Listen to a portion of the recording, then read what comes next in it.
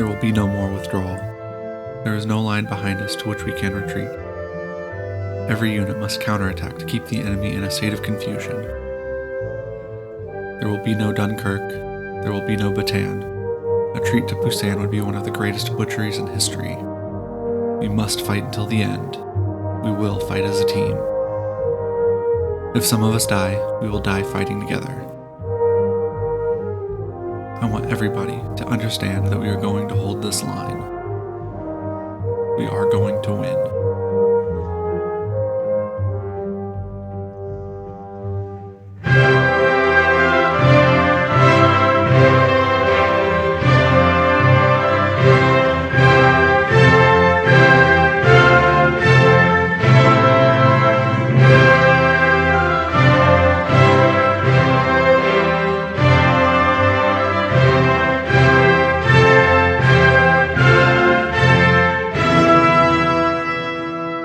Welcome to Coming Together, Coming Apart, Episode 16, Cornered, the Pusan Perimeter.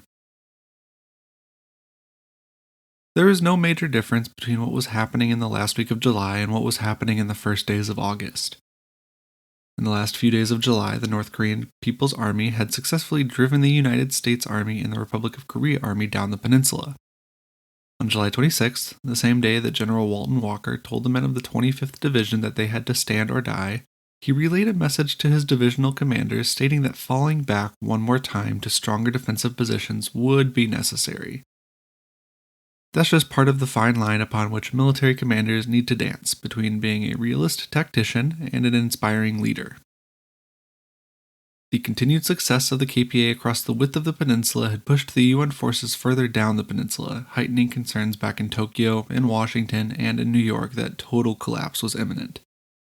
Of course, that was a wonderful thing in Pyongyang, Beijing, and Moscow. But such rapid progress was a double-edged sword for the KPA. You see, the further the KPA pushed into South Korea away from the 38th parallel, the longer their supply lines became to the front. Conversely, the more they retreated towards the southeastern port of Pusan, the shorter the UN supply lines became. So for every success the KPA achieved on the battlefield, it made the war of logistics just a bit more difficult. And this doesn't really come into play yet, because the UN forces in their own terminology will continue to temporarily withdraw or readjust the lines of battle for the next few weeks, but it's something I want you to just keep in the back of your head throughout the first couple months of the war. In the waning days of July, city after city fell to the Korean People's Army along the west coast as the Battle of Yeongdeok stymied the KPA's advance down the east coast. On July 28th, Walker had the speech you heard at the top of the episode promulgated to American units to emphasize the dire situation they were in. By July 29th, the North Koreans had forced the Americans and South Koreans into the southwest corner of Korea, into an area about 80 miles wide and 50 miles tall.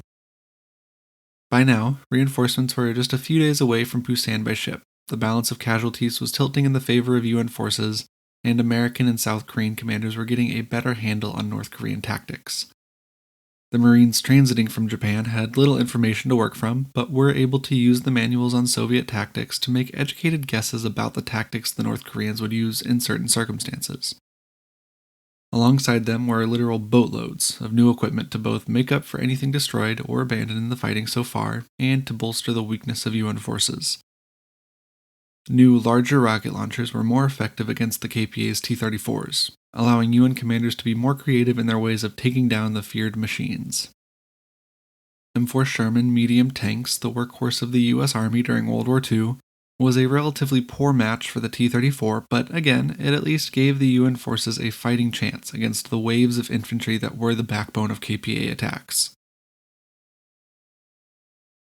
As the calendar turned over from July to August, two American regiments, the 27th and 19th Infantries, held position between Chinju and Maesan, on the southern coast of Korea. On the morning of August 2nd, an attacking column of soldiers mostly in trucks and jeeps and led by Shermans, passed through the Notch, one of the key defensive positions between the two towns in this area. Just as they crested the pass and began heading down towards Chinju, they smacked into a North Korean column of soldiers, doing the exact same thing in the opposite direction. This was the vanguard of a KPA attack force moving on Maysan. The leading Sherman was disabled, forcing the men riding on top of the tanks into the ditches along the road. Both the Americans diving into the ditches and the North Koreans lying in the ditches were surprised by the appearance of the other. The skirmish devolved into hand-to-hand fighting and extended past midday. Neither advancing column had planned on encountering the enemy at this point, leading to an unorganized battle that slowly shook out into an American victory, one of the first of the war. The Battle of the Notch halted a North Korean advance before it could really get going. Just south of this battle, an American column had been cut off by KPA forces, becoming an American island in a North Korean sea. As darkness fell on the 2nd, the colonel in charge, Gilbert Check, piled his men onto his tanks, 35 men to a machine, and made a mad dash for safety. They made it by midnight to Chindong, harassed by enemy machine guns and mortars the whole way. The next morning, the KPA surrounded that town, Chindong, and attacked. They were again surprised to find American armor present and gave up the attack after hours of heavy fighting. These 3 engagements kept the southwest corner of the UN front line, the Pusan Perimeter, secure, for now. Those battles around Maysan were one of the first victories for UN forces and marked an inflection point in the course of the war. For the first month of the war, things were very mobile. Units were constantly on the move, either retreating or advancing. Once we get to this point, August 3rd, things grind to a halt. Now, the violence does not grind to a halt. The battles to come over the next 2 months in this section of Korea were brutal affairs, with both sides fighting for survival for separate reasons. The ROKA and US Army needed to survive in Pusan because this was their last redoubt. The KPA needed to survive Pusan in a different way. They needed to marshal their strength for the final push to conquer, or liberate, the peninsula. The UN forces then solidified along their final defensive line, and I say final mostly in the sense that when Walker said not one step back could be taken, this is where he meant that last step to land. Any further withdrawal would put KPA soldiers at Pusan's doorstep, and if Pusan's port was operating at anything less than full capacity, the defensive operations of the UN command would be seriously jeopardized. The North Koreans understood that, though, preparing for some massive offensive operations on their part. That final defensive line is known as the Pusan Perimeter and began on the east coast of Korea in Yeongdeok. The northern line between Yeongdeok and Naktong near Hamchang, about 40 miles northwest of Daegu, was held by the surviving divisions of the Republic of Korea Army, the 1st, the 6th, the 8th, the capital, and the 3rd, from west to east. At Naktong, the line turned south and traced the Naktong River until the river veers sharp to the east. At that point, the perimeter snaked through the mountains for the last 20 miles or so to the sea. That section of front is where those 3 final skirmishes occurred before the front stabilized into the perimeter. The western edge of the perimeter was held by the divisions of the U.S. Army that were so far in Korea, the 1st Cavalry, the 24th Infantry, and the 25th Infantry, north to south.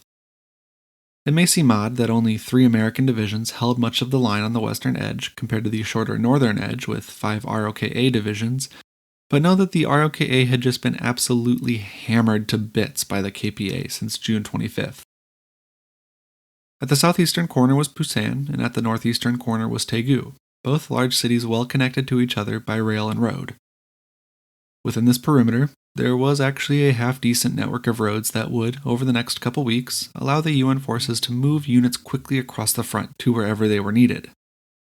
This allowed the perimeter defenses to usually stay at minimum necessary levels that could hold an attack for a few hours before reinforcements would arrive. In the first week of August, as the line settled along the Pusan perimeter, the Korean People's Army had a choice to make. They could just contain the UN forces to that corner of the country and try to find a way to wear them down, or they could throw absolutely everything at them in an attempt to fully push them out of Korea. The only real option was that second one, total eradication. As long as the UN held Pusan, they could continue to bring in new men, equipment, and material. As you may remember, the North Korean Navy wasn't really that big, and it certainly couldn't go toe-to-toe with the US Navy, so starving UN forces out of Korea was never an option.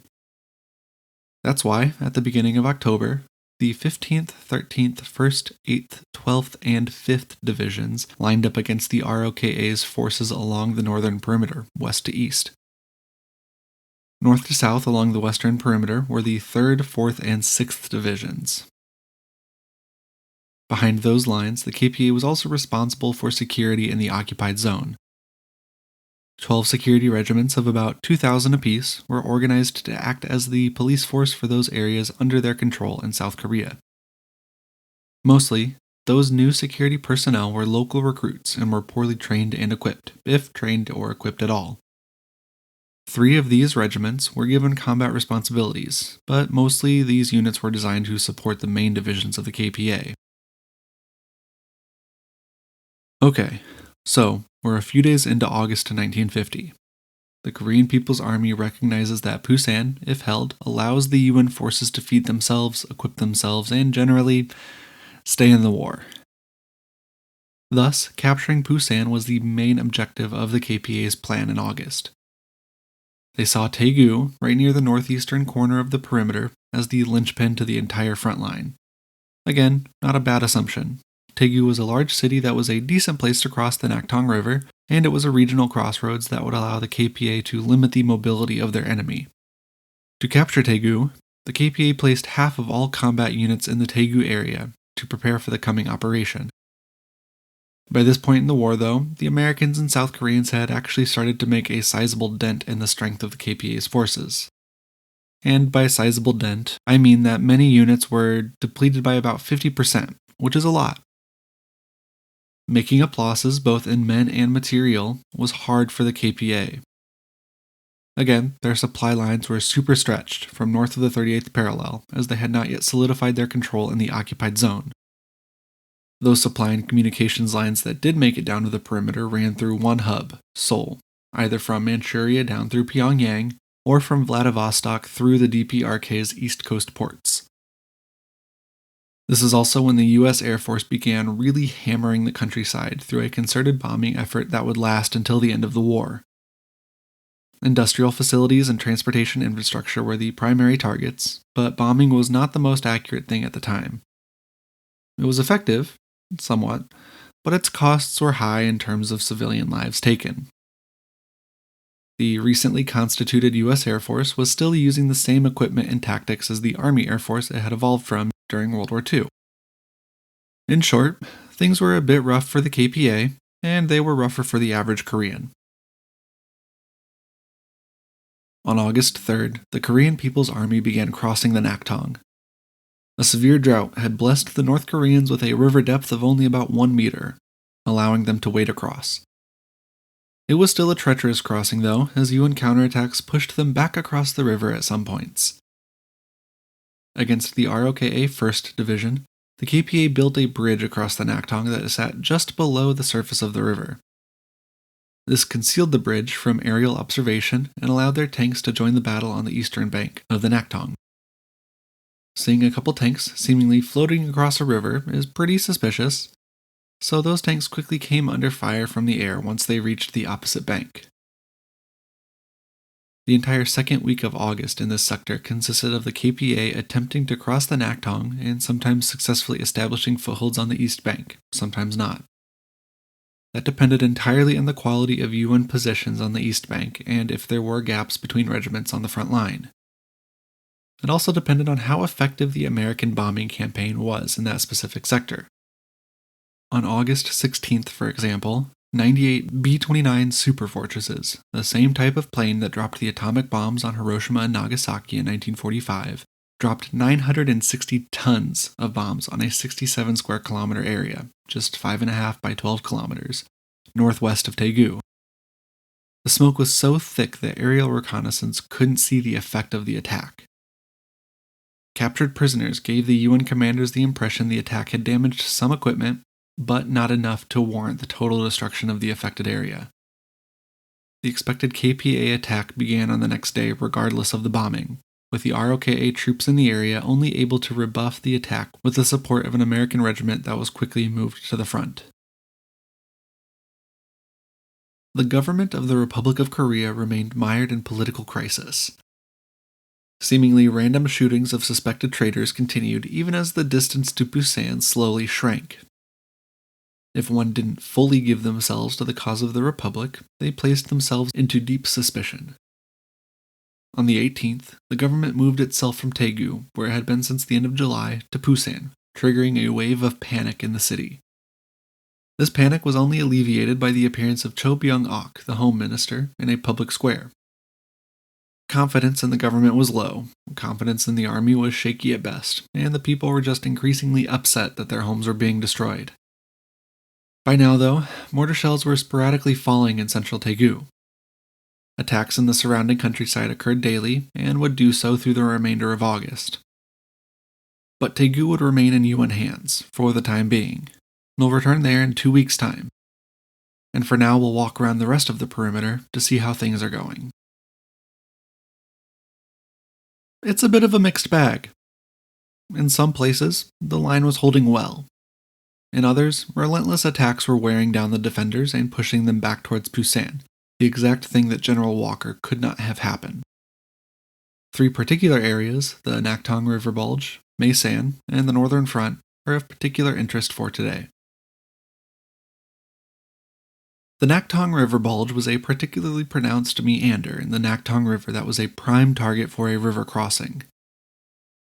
The Naktong curves through the mountains of southeastern Korea, meaning that this bulge was overlooked on 3 sides by the river's west bank.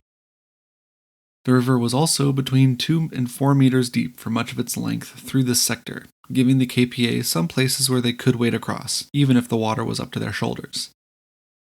On the night of August 10th, a night crossing gave the KPA the element of surprise against the U.S. Army units in the area.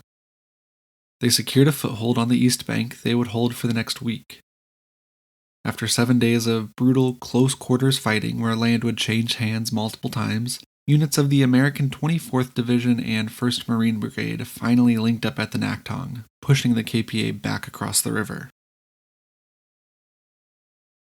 Less than 20 miles south, the first UN division-level counterattack was taking shape. The bulk of the 25th Division was down near Maysan, along the southern coast. After the first week of August, on the 8th, General Walker decided that it was high time to turn the tables on the North Koreans. He placed 20,000 soldiers, 100 tanks, and 100 artillery pieces under the command of a Major General William Keane, and directed him to attack west. The attack was quickly successful, capturing several objective villages before bogging down against an entrenched enemy. The weather was poor, though, that caused low visibility and limited air support, further hampering their advance. The situation stabilized in this sector, and as things worsened in the Naktong Bulge and near Daegu, Walker phoned Keane asking for any available reinforcements. Several infantry battalions were peeled off, leaving several artillery battalions, support mortar and medical companies, and the regimental headquarters without infantry protection. There were objections to these orders, of course, but with no clear lines of communication, the officers of those units had no choice but to comply. That night, the night of the 11th, the sounds of combat rolled over the hills to the north of the valley, where the lonely unit sat. Fearing the worst, they packed up shop and raced over the pass, back to safety. As they did so, artillery rained down on 3 sides, and KPA soldiers in armor appeared. Some members of the trapped units held out bravely until the morning, but many perished in the ambush. Hundreds of soldiers and dozens of artillery pieces were killed and destroyed in the fighting, leading other artillerymen to name the place Bloody Gulch.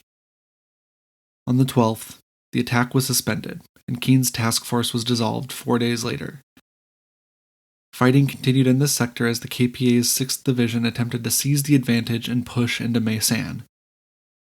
One particular peak, known as Combat Mountain to the American GIs involved in the fighting, was occupied, lost, and reoccupied 19 times between the 21st and the end of the month.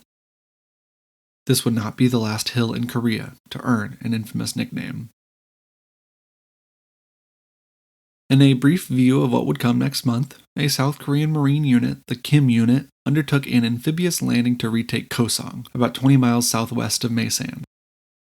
This town had been captured on the 17th in a bloodless effort by a battalion of the KPA's 7th Division. to recapture the town would give the ROKA a needed morale boost. The next day, ROKA forces landed near the town and captured a nearby pass leading to the next nearest town, driving out the KPA from Kosong within 3 more days.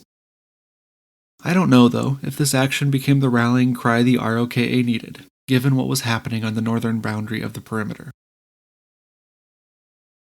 On the eastern coast and along the northern front line, things weren't going that well for the ROKA defenders.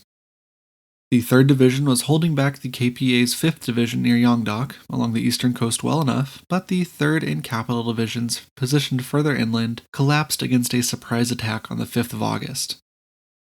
The KPA had snuck around their defensive positions in the night and mounted a direct attack against regimental headquarters near Andong. This attack, along with a renewed attack against the 3rd Division, triggered a retreat across the entire northern line of the perimeter. That retreat would not stop for nearly 30 miles. After another costly mistake in blowing a bridge too soon in Kanggu with ROKA forces left on the wrong side of the river, the retreat reached Pohang, just 60 miles north of Pusan. After a rough night of marching, elements of the KPA's 766th Independent Regiment appeared in Pohang, home of the ROKA's 3rd Division rear headquarters. With no meaningful defense units available, chaos reigned in Pohang as the divisional HQ evacuated to a nearby coastal village. Pohang's nearby airfield, Yonggil Airfield, was vital to air operations along the eastern coast. It was abandoned on August 13th, with the fighter squadron stationed there moved to Japan with no warning given to the local ground units defending the airfield. The units of the 3rd Division that were cut off by the KPA's shock move on Pohang had to be evacuated by the U.S. Navy under heavy air and naval coverage. One of those evacuated units, the Min Unit, retook Pohang on the 18th of August after a few days of heavy shelling from U.S. naval vessels that drove the KPA out of the city. Rapid reorganization and targeted counterattacks across the northern stretch of the front slowed the wider retreat and stabilized the front from Pohang to just north of Daegu. Like Combat Mountain, the town of Kigye, west of Pohang, switched hands multiple times during the last week of August as the ROKA and KPA attacked and counterattacked with increasing quickness, each trying to find the upper hand against their opponent. On the 30th, in the final action of the month, the Capital Division lost Kigye and reset its defenses south of the town. The Pusan Perimeter was now even closer to Pusan. As August turned over to September, the fighting died down as each side marshaled its strength for the next month of combat. This ebb would not last long, though, as UN Commander Douglas MacArthur wanted to take a stab at the heart of Korea. Well, near enough the heart of Korea, at Incheon. And that's where we'll leave our discussion for now, with the United Nations forces running out of space even more around Pusan, and the North Korean forces running out of time, but not out of spirit. Over the next 2 weeks, we will discuss the 3rd full month of the war, September 1950. This month is split into 2 episodes because it is an eventful month. Not only will we break out from the Pusan Perimeter after a brutal few weeks, we will also experience the ambitious invasion of Incheon, near Seoul. I think for now we'll start with Incheon, then move back to Pusan. If you're on social media, you can find us on Twitter, Instagram, and Facebook as @CTCA Podcast. If you're not on social media, or if you just want to look around, you can find more information, including the references for today's episode, at ctcapodcast.libsyn.com. That's ctcapodcast.libsyn.com. We release new episodes every Tuesday. Please be sure to subscribe and leave a rating wherever you listen to podcasts. I am Trevor Owens, and this is Coming Together, Coming Apart. Thank you for listening, and I hope you have an enjoyable week.